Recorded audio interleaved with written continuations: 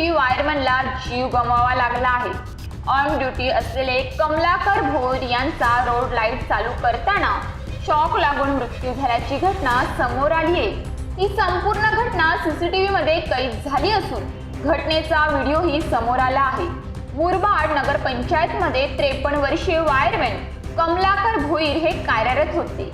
यास नगरपंचायत अंतर्गत येणाऱ्या पोलवरील बंद पडलेली लाईट चालू करण्यासाठी ते चढले होते।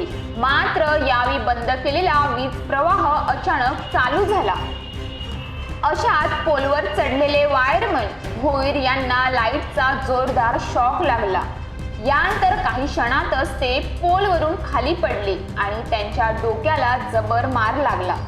या घटनेत त्यांचा जागीच मृत्यू झाला आहे। सीसीटीव्ही मध्ये ही संपूर्ण घटना कैद झाली आहे। यात दिसलं की कमलाकर भोईर विजेच्या पोलवर चढले आहेत।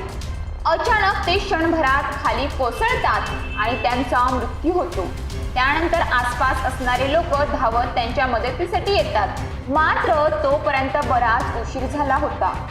खरं तर MSEBच्या या भोंगळ कारभारामुळे एका वायरमॅनचा बळी गेला आहे। त्याला महावितरण जेवढं जबाबदार आहे तेवढी जबाबदार मुरबाड नगरपंचायत सुद्धा आहे।